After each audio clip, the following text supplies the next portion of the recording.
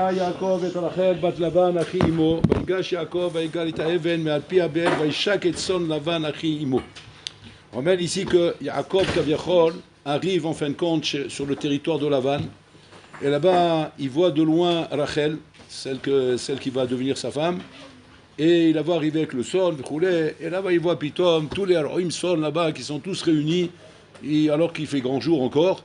Il se demande, mais pourquoi vous arrêtez? Pourquoi vous arrêtez de paître les moutons et les animaux? Et là, il lui explique, parce qu'on doit se réunir avant que la nuit elle tombe, pour pouvoir faire bouger la pierre qui bouche le puits. Parce qu'avant, ils volaient l'eau, les gens. Ils volaient l'eau dans les puits, etc. Donc, il y avait une pierre là-bas, très très grosse, qu'il fallait être là-bas, au moins 20 bonhommes pour la lever. Et donc, les bergers se réunissaient à un moment donné, Miberodium, pour pouvoir lever la pierre et donner à boire au troupeau. Et donc ils lui ont expliqué, c'est pour cette raison qu'on s'arrête Miberodium. Et lorsque Yaakov Avinu, il voit Pitom Rachel arriver avec le troupeau, alors l'irbod Rachel, le choulé, c'est marqué là-bas, il est allé et il a levé la pierre tout seul. Et Rachid dit là-bas, comment il a levé la pierre tout seul? Rachid dit là-bas, que Moshe ma'aver et apkak me'al pli asluchit. Même le pkak de la bière, tu n'arrives pas à le faire sortir comme ça toi-même. Demain, tu veux boire une bière, ouais. C'est un cac là-bas, non? Même avec ta main, tu peux pas. Il faut au moins que tu prends un couteau, un truc comme ça, un machin qui t'aide un petit peu à faire levier. Mais avec ta main, il faut des mains de Hulk pour faire sauter ça. Yaakov Avinu, il te dit, comme le cac d'une bouteille t'a fait sauter le truc là-bas. 20 bonhommes, il faut pour lever ça. Lui, il est arrivé là comme ça, il te l'a fait sauter comme ça. Et Rachid dit, pourquoi le Passouk nous dit ça? Rachid nous dit, Lo diacha shvacho gadol, shekocho gadol. Pour te dire comme il est fort. Bon, d'accord, c'est un pashtan. Bon, mais ça, là, tu exagères quand même. C'est quoi, c'est ça? Tu crois qu'il y a Yaakov Avinu? Ouais. Quand il va entendre qu'on a dit ça sur lui là-bas, il va être content. Yaakov Avinu qu'on dit ça. Comment dire, Mamash, il est chazak, hein, il est costaud. Tu as vu, il a réussi à lever la pierre, qu'il faut 20 bonhommes pour lever ça. Et c'est Shvarze. Quel Shvarze ça lui donne à Yaakov Bichlal? Quand on dit que Yaakov, lui, il est matmi, il est shakdan. Il est Reshamaïm, il est Baki Batora, il est Kol Torah, ça c'est un cheval pour lui. Mais une pierre, c'est cheval des récanim, des vides de la société, des pauvres types, des tocards qui traînent dans les cités, comme vous avez connu. Voilà, comme ça, c'est un cheval pour dire qu'il arrive à lever 200 kilos. Ça, c'est un cheval pour lui. Mais c'est un animal, c'est un singe, il a 200 kilos. Je pense à moi qu'il est costaud. Qu'est-ce qu'il y a dans le crâne? Une banane, c'est une banane qui va ici. Ça ne m'intéresse pas. Par contre, tu me racontes comment il est Baki Batora, comment il travaille les midot, comment il a Yirat Shamaim, comment il a... Ça, c'est quelque chose. Ça, je m'en touche d'accord. Ma shvar. Les Mfarshim, ils ramènent que, étant donné que normalement, à Torah metisha kocho shel adam, que la Torah, normalement, elle affaiblit un homme. Elle est matisha kocho shelo. Elle enlève ses kochot. Donc, c'était surprenant. C'est surprenant de voir comment Yaakov il a pu lever la pierre là-bas. Après, il a étudié 14 ans Shem Ve'ever. Et c'est marqué Vaishka Bamakomahu. Rachid dit là-bas sur place Bamakomahu avalo lifneze. C'est la première fois qu'il est à l'horizontale. C'est la position horizontale, ça fait 14 ans qu'il la connaît pas. C'est tout. C'est la première fois qu'il s'allonge. Il s'allonge où? Il s'allonge sur le parterre, avec des pierres sur la tête. C'est pas il s'est allongé sur un ciment. Il a trouvé un matelas bien comme ça, il s'est allongé là-bas. Non, par terre. Mais cette position de par terre, d'être allongé, il ne la connaît pas. Ça fait 14 ans qu'il est à Shem Ve'ever. Comment il dormait là-bas? La tête sur le stander. La tête sur le stander, il tombe et après il se relève comme Shnatsus. Shnatsus, c'est-à-dire Yoshen Velo Yoshen. Mitnamnem. Mitnamnem comme ça, 14 ans comme ça, Rabotai. Tout ça pourquoi? Pour se remplir de Torah. Pour être à la hauteur de pouvoir surmonter les épreuves qu'il va avoir maintenant à surmonter. C'est-à-dire la vanne, le monde de la ramaout, le monde du vice, le monde de la malice, le monde des tavot. Et donc, Yaakov Avinu, il sait très bien que quoi? Que c'est que la Ishimé, mais regarde le Kiddush qui sort là-bas. Yaakov Avinu, d'où il vient? Il vient de la maison de Yisraël Avinu, de Rivka. Donc il vient d'une maison Kadosh, Rabotai. À ce compte-là, Maziosif Lecha Yeshiva. Qu'est-ce qu'elle va te jeter à la Yeshiva? Plus que ça, on ne peut pas. Tu es sur une maison Kadosh. Baruch que tu es vacciné, et comment vacciner? Pour confronter toutes les épreuves de la vie. Tu vois là-bas que même Yaakov Avinu, qui sort de chez Yisraël Avinu, qui sort de la maison la plus Kadosh qu'on peut imaginer, sans Yeshiva, tu n'es pas vacciné. Même si tu sors de la maison de Israël Kabul. Donc tu vois de là que c'est pas le tout de dire non mais moi j'ai grandi dans un bon milieu, j'étais bien éduqué, vroulé. À quoi tout vient fait. Alors ce que la yeshiva est capable de te donner, même ta maison qui est Kodesh Kodashim, elle ne peut pas te donner. Dafka yeshiva. Qu'est-ce qu'il y a à yeshiva? Et pourquoi on appelle ça yeshiva? Alors Rabban Gamliel s'est marqué que seulement à son époque, ils ont commencé à s'asseoir. Parce que yeshiva, normalement, ils étudient du double, parce qu'on aurait pu dire pourquoi on l'appelle yeshiva, parce qu'on s'assoit, on étudie assis. On va dire yeshiva, on s'assoit. Non, c'est faux. Parce que jusqu'à Rabban Gamliel, à Yolomdi Torah Be'amida, c'est assourd de s'asseoir. La Torah, c'est kadosh, on ne peut pas s'asseoir et étudier la Torah. Imagine-toi les chions, tout le monde debout. Le livre dans la main. Parce que même le mettre sur le standard, c'est pas kavod non plus. Il faut le tenir dans la main. Baba Saleh, quand il étudiait, le livre, il l'avait dans la main. Il ne posait pas le livre. Jusqu'à qu'après, il est devenu très vieux, il n'arrive plus à le reposer. Mais c'est-à-dire que sinon, il faut prendre dans la main. Donc c'est-à-dire que c'est pas stam. Après que tu appelles ça yeshiva. Rachid dit là-bas, chez Makom, chez Raoui Lilmod Bo Bishuvadat. Pour ça, on appelle ça yeshiva. Pas yeshiva parce qu'on s'assoit. Parce qu'on ne s'assoit pas. C'est rien qu'à partir de Rabban Gamliel. Chez Nafal Chusha Baolam, que le monde est devenu khalash, alors là, Pitom, il a autorisé qu'on s'assoit pour étudier la Torah. Donc c'est-à-dire c'est pas ça le nom de la yeshiva. Et là, parce qu'on est chez Bishuvadat. C'est quoi Bishuvadat? Déconnecté de tout. C'est-à-dire que Yaakov Avinu Rabota, il se déconnecte de quoi? De son iPhone, de son ordinateur, de ses réseaux sociaux, de TikTok, Instagram, Albogram. Il n'est pas là-bas, lui. Où il est, lui? Il est avec Yaakov, avec son père Yitzhak Avinu Rabotai. Yitzhak Avinu, c'est la Hakeda. C'est Kodesh Kodashim. Donc c'est-à-dire qu'il n'a rien de se déconnecter. Déconnecté de quoi? Déconnecté même du Zika Katan, même du petit fil qui reste, qui est une mitziout kaviachol, d'une mitziout dans la Olamazé. Regardez de quoi on parle à Botaï. C'est-à-dire, sauf, là-bas, comment dire, il n'y a papa et maman, on te lave ton linge, on te fait tes trucs, tu es pris en main, donc tu peux quelque part, comment dire, te détendre un petit peu, même sans le vouloir, tu es dans une atmosphère de détente. Ouais. À la yeshiva, non. Shama ze makom shel amal. Makom shel amal, bishuvat da'at, yoshev elomel ve'amal. Ça, c'est la yeshiva. Donc c'est comme bon nom, Rabotai, qui arrive à la yeshiva. Comme c'est dit Ravon Kotler. Et Ravon Kotler, c'est la raison pour laquelle il avait gardé dans les coffres forts de Likoud, ouais, des chaussures qui étaient déchirées. Et quand un bachour, il avait halishut da'at, il l'amenait dans son bureau, il convoquait l'élève dans le bureau, et il prenait la paire de chaussures, il mettait sur la table comme ça. Et tu vois devant toi une paire de chaussures, mais éclatées, déchirées, tu sais, les chaussures des clochards, comme ça, avec comment dire, ouverture comment dire, d'aération, sur le côté comme ça, roulé, air conditionné intégré à l'intérieur, roulé, donc les pieds sont vraiment à l'air libre, quoi, à l'air libre. C'est-à-dire tu te demandes même si c'est une chaussure encore. Mais en tout cas, tout éclaté, quoi. Et avant le contraire, quand le barou, il rentre dans son chiour, il dit, Kacha Dami Agadol, c'est comme ça qu'un homme, il devient grand. De quoi il parle? L'élève, il regarde les chaussures comme ça éclatées, il ne comprend pas le rapport. Il dit, ces chaussures-là, c'est les chaussures de Rav Shach. Rav Shach, quand il était à l'Yeshiva, et que la guerre, elle a éclaté en Europe, la guerre mondiale, alors le Rosh Yeshiva, le sabbat de Kelem, qui était l'oncle de Rav Shach, il a dit à Rav Shach, Zéou, pas Rav Shach, à tous les élèves, il leur dit, rentrez chez vous. La guerre éclatée, c'est très mesoukan, c'est la guerre mondiale, quoi. C'est pas une guerre localisée, c'est guerre mondiale. Donc ça veut dire on n'a pas les conditions pour vous protéger ici, vous roulez, chacun chez soi. Donc chacun chez soi, c'est plus facile à gérer que de gérer comment dire, une kila ou un groupe entier. Donc bon, ils sont partis.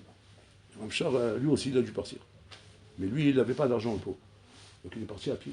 Il est parti à pied jusqu'à sa maison. Il a marché des kilomètres pour arriver là-bas. Ça lui a pris 2 jours et 2 nuits. 2 jours et 2 nuits quand c'est en train de marcher. Il arrive chez lui. Son père, il avait déjà perdu son père. Il était orphelin de son père, il n'avait que sa mère. Il frappe à la porte. Sa mère, elle vient loup, la porte. Il dit, qu'est-ce que tu fais là? Il dit, maman, le Rosh Yeshiva, il dit que la guerre, elle a éclaté. Et que il ne faut pas rester à l'Yeshiva, il faut venir à la maison. Regardez la force de cette femme. C'est une femme, hein, c'est pas un homme. Hein. Elle dit, mais mon fils, elle m'a comme yoter batouar mes yeshiva. Il n'y a pas un endroit plus sûr au monde que la yeshiva. Ici, à la maison, c'est plus Mesoukan. La sakana, elle est rouchanite. Là-bas, la sakana, elle est gashmit. Elle ne dit pas que pas de sakana. Ça me l'explique la sakana. Elle dit, là, c'est rouchani, là-bas, c'est gashmi. Tu rigoles, quoi. Alors, mon fils, retourne à l'Yeshiva, mon fils. Barachavasa. avant de partir, attends, je te donne un petit sac, et je te donne un petit sac de cédal à derrière. J'ai un petit gâteau pour manger sur la route. Elle n'a pas laissé rentrer à la maison.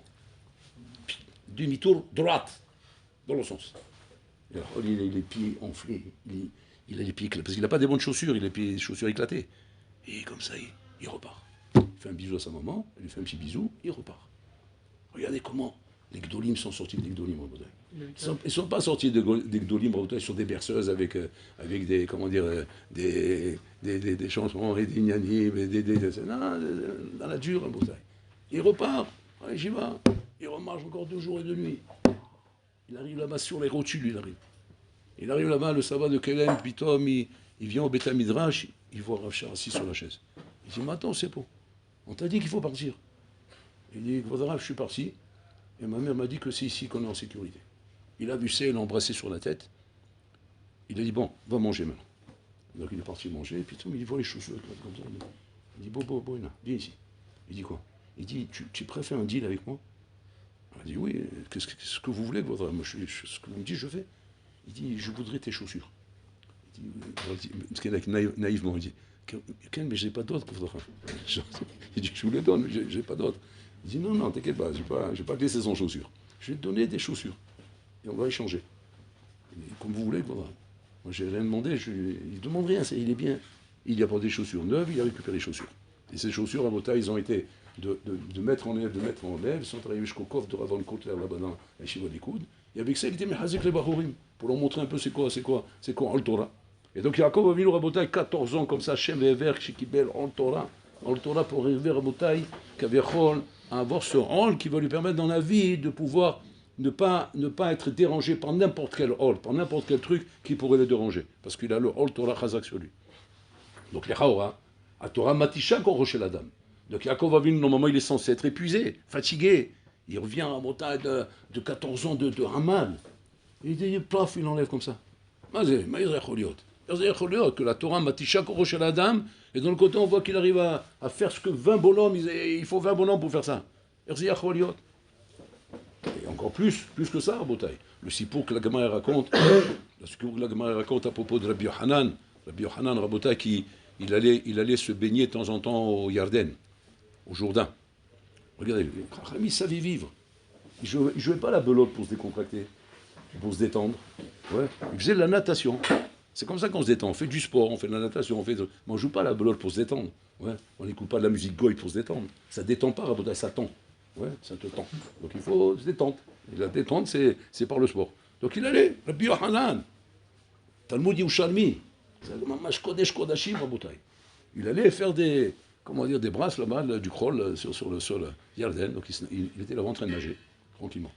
Pitom, il vient Resh Lakish de loin. Resh Lakish, qui à ce moment-là, était le chef des brigands. Comme son nom le dit, Resh Lakish, le chef des brigands. C'était un chef de bande, Resh Lakish. Un phénomène mondial. De loin, il voit Rabbi Yohanan. Rabbi Yohanan, on dit qu'il avait une beauté, en origine femme. Il avait des signes naturels, comme si tu lui as fait le truc, genre maquillage professionnel. Maman, j'ai une beauté exceptionnelle. Alors il était dans le fleuve, donc tu ne voyais pas la barbe. Tu voyais juste le visage. Et donc, Resh Lakish, de loin, il a vu ça. Waouh, il y a une proie. Il a fait le saut de l'ange. Il attrape Rabbi Yohanan, le sort de l'eau comme ça. Ouais, comme dans les films. Bah, rien, c'est comme il voit. Excuse me. I'm sorry. Mais donc il commence à reculer pour partir. Rabbi Yohanan dit, attends, viens ici. Tu m'as impressionné avec ton saut là.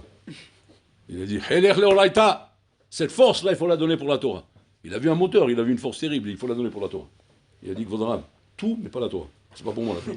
La Torah, c'est pas pour moi.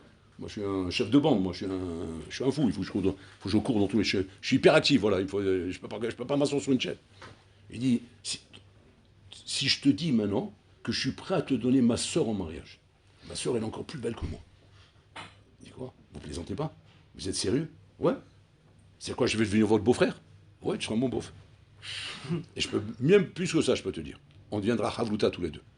Waouh! Le Shakish, l'entend ça. Il dit, c'est bon, tape la main. Paf! Il fait de Kiyat Kraf. C'est bon, impeccable.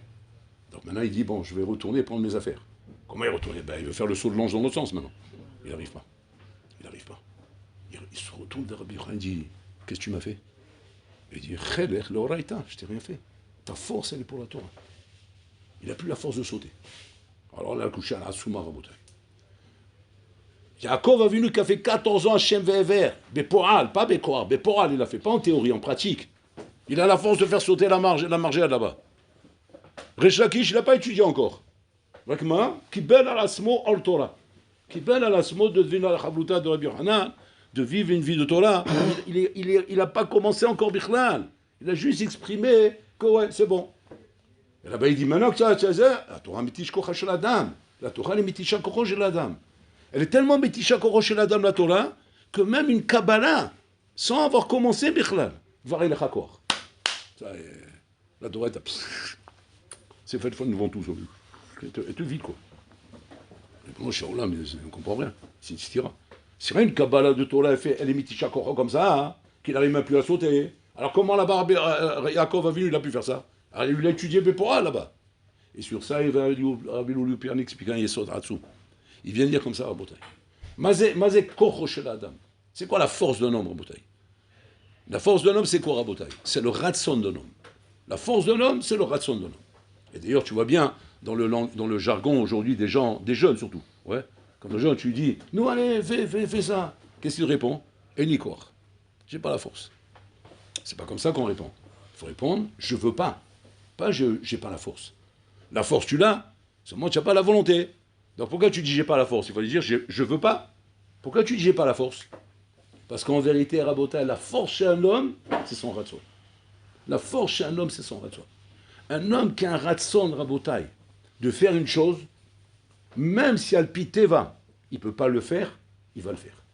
Ça, c'est reconnu par tout le monde. Par la Torah, par les goïms, par les États, tout le monde reconnaît ce yesod-là. Ce yesod, c'est le seul yesod chez Enman de Palig, que personne n'est cholek dans le monde. Un davar aomed bifnei haratzon. Pshuto kemashmao. Un davar aomed. Les chacham, ils n'ont pas donné un klal avec un achon, comment dire, meurpal, en mettant des conditions. Non, non, un davar aomed. Rien ne tient devant le ratzon. Si tu as du ratzon, rien ne peut tenir devant toi. Rien. Le ravaillon, Rabotai. Il raconte comme ça le Hafetz Chaim, qui avait à l'époque, Rabotai, à l'époque, un salat, comme ça en Russie, c'est un jeune juif, qui était, comment dire, c'était un athlète. Et ce jeune juif, Rabotai, il passait en exhibition comme ça devant les gens, et c'était quoi son truc à lui? C'est qu'il pouvait prendre une barre en fer et il t'attendait. Il arrivait à tourner une barre en fer. Alors, et les gens, ils venaient comme ça, ils s'applaudissaient. C'était, comment dire, les distractions de l'époque. C'est comme ça comment ils se distraient. Si tu as une salle entière comme ça en train de crier, ouais, ils sont contents. Et après ils rentrent à la maison. Voilà, c'est les distractions de l'époque. Et cette fois-ci, qu'est-ce qui s'est passé? Il y a eu un groupe de gens qui étaient jaloux de lui. Ayou Kanimbo. Et comme ils étaient jaloux de lui, qu'est-ce qu'ils ont fait? La barre de fer, normalement, qu'il prend pour la tordre, ouais, qui vérifiait, il montrait à tout le monde que c'est une barre de fer, les gens, ils essayaient eux-mêmes, ils voyaient que c'est une barre de fer. Ils ont fait couler du plomb à l'intérieur, ils ont fait un genre d'alliage, que ça, mais tu rigoles, même tu viens avec une grue, tu n'arrives pas à la tordre. Impossible. Donc ils ont voulu faire un coup, que quand il va venir maintenant faire l'exhibition, il va vouloir tourner la barre, il ne pourra pas. Et là, ça va être la chouma de sa tête. Ouais. Et donc, tellement qu'ils étaient jaloux de lui, on va le voir comment il va échouer, il va avoir honte, il va partir, et c'est fini, il a terminé sa carrière. Et comme ça, ils l'ont fait. Et le bonhomme, donc il arrive, la salle, elle est pleine, il y a un monde fou, comme d'habitude, il roulait, et là, il commence. Il prend la barre, il essaie de la tordre, et là, il voit qu'il n'arrive pas. Il ne comprend pas ce qui se passe. Maintenant, il se dit, qu'est-ce qui m'arrive? Alors, il se dit, quoi, j'ai pas la force, j'arrive pas. Et les gens, ils regardent comme ça, il y a un silence total dans la salle. Tu entends les respirations. Tellement que les gens, ils se disent, qu'est-ce qui se passe? Qu'est-ce qui se passe? Ils se sont tellement, comment dire, honteux du matzav, qu'à ce moment-là, il dit, le Hafetz Chaim, pité un ratson à dire, un ratson atsum rabotai, pour dire, un devoir casé. Je ne peux pas rester comme ça et avoir honte de ne pas avoir tordu là-bas. Il a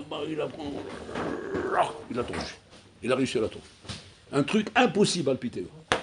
Même les bonhommes qui ont fait ça là-bas, qui ont fait le truc là-bas, ils se sont tombés à la renverse. Ils n'ont pas compris comment il a pu faire une chose pareille.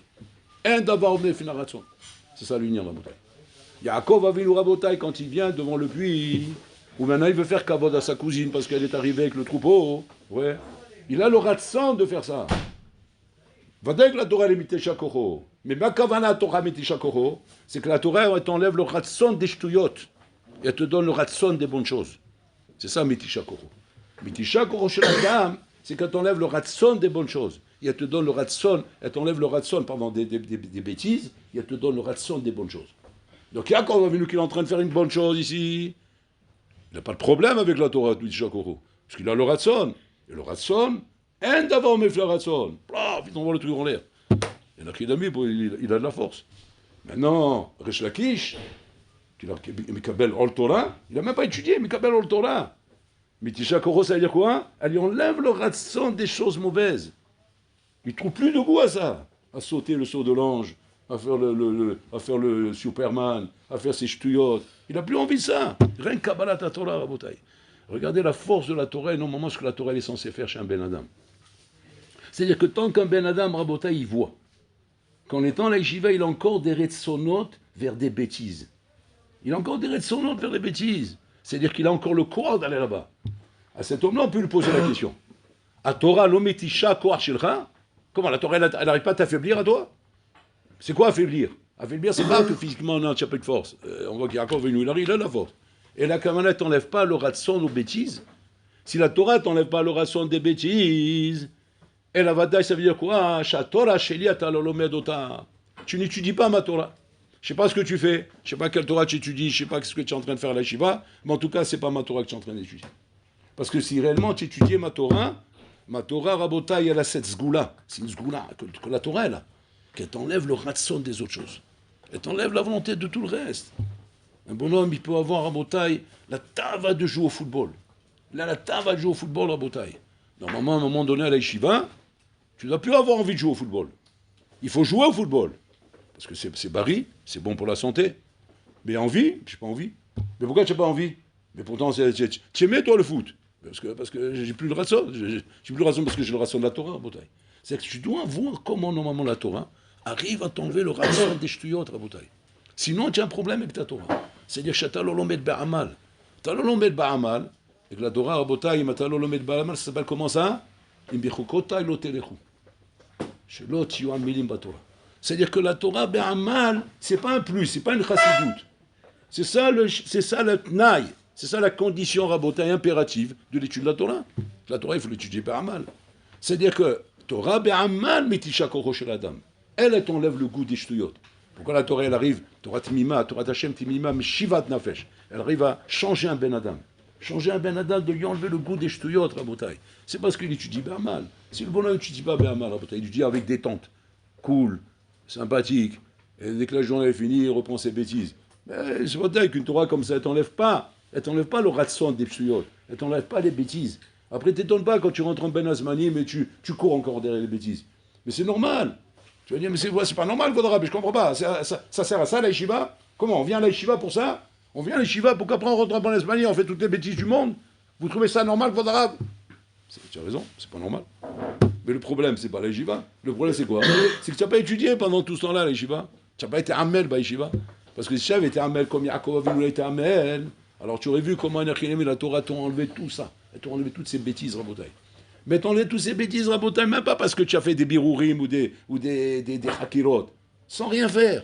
C'est une sgoula.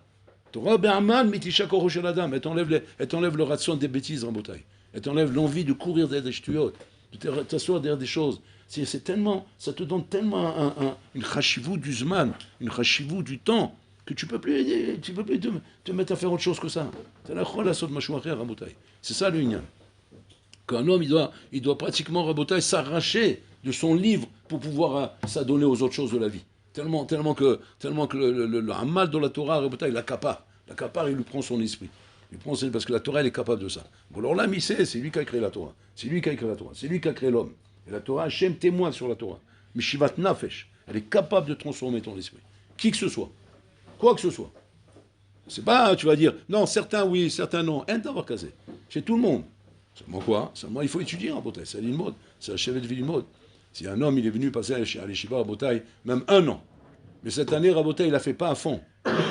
C'est pas du bal sachrit, Rabotai. C'est Retzach. C'est l'assassinat. Tu as assassiné. Tu as assassiné Pachout. Tu as assassiné le bonhomme qui avait ici le srout de venir à l'Yeshiva, parce que c'est un srout de venir à l'Yeshiva, attention, hein. Tu l'as assassiné ce bonhomme. Il a eu le srout de passer, il a passé le rideau de fer. Il a passé, comment dire, le triangle des Bermudes pour arriver à l'Yeshiva, parce que pour arriver à l'Yeshiva, c'est un S que les Sarr, il a pu te laisser passer. Et tu n'as plus passé tout ça, tu arrives à l'Yeshiva, et à l'Yeshiva, Kaviachol, tu mets pas tout en amal dans la Torah, tu mets pas tous tes korot dans la Torah. C'est du baltachrit, c'est du retsar, c'est de l'assassinat. Donc ça, c'est vadaï, c'est la chose qui n'est pas facile. C'est pas d'avoir cas, c'est pas des choses faciles.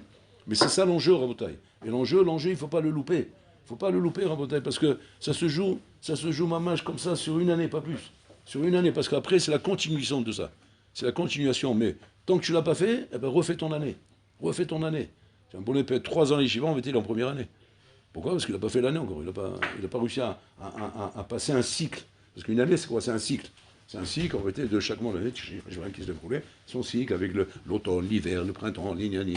Tu dois passer toutes les saisons. Et dans toutes les saisons, tu dois être Amel Batora. Et ça, une Chinami, c'est quelque chose qui doit être un kinyan pour la vie. Que pour la vie, maintenant, je dois comprendre effectivement que quoi? Que ma Torah me donne les coraux d'arriver à être au-dessus de tous les plaisirs du monde. Au-dessus de tout. Au-dessus de l'argent, au-dessus des femmes, au-dessus de la drogue, au-dessus des amusements, au-dessus des musiques, au-dessus de tout, de tout, de tout. La Torah devient, Rabotai, la chose qui est la chose la plus chachouva pour moi. Et qu'après, le reste, c'est une chinamino. Mais maintenant, ça, c'est pas de la réflexion. C'est pas de la réflexion.